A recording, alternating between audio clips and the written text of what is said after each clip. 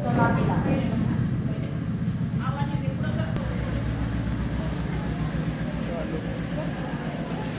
घातल्याशिवाय हात नाही तलवारीच्या पाठीला, घातल्याशिवाय हात नाही तलवारीच्या पाठीला.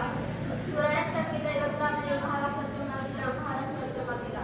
सर्वप्रथम महाराष्ट्राच्या मातीचा मान ठेवून स्वराज्य संस्थापक रयतेचे राजे छत्रपती शिवाजी महाराजांना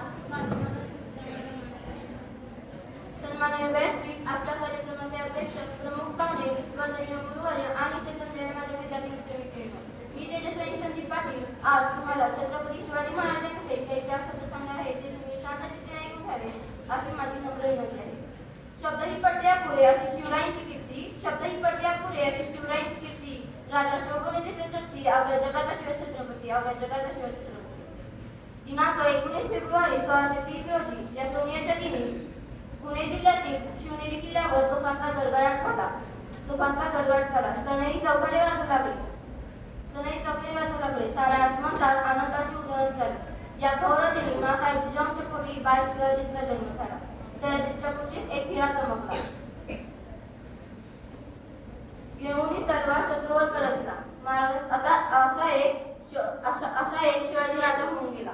बाळराजांना त्यांचे पिताजी शहाजी राजांचा फारसा सहवास लागला नाही, तरीही जिजाऊंनी त्यांच्यावर उत्तम संस्कार देऊन शिवबांना घडवले. बाळराजांनी बालवयात स्वराज्य स्थापनेचे अवघड स्वप्न पाहिले होते.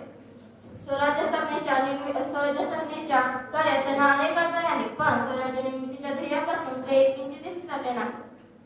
तानाजी मालुसरे, बाजीप्रभू देशपांडे, जीवा महादास, शिवाकाशी, नेताजी पालकर आदी जीवाला जीव देणारे नावे त्यांनी तयार केले.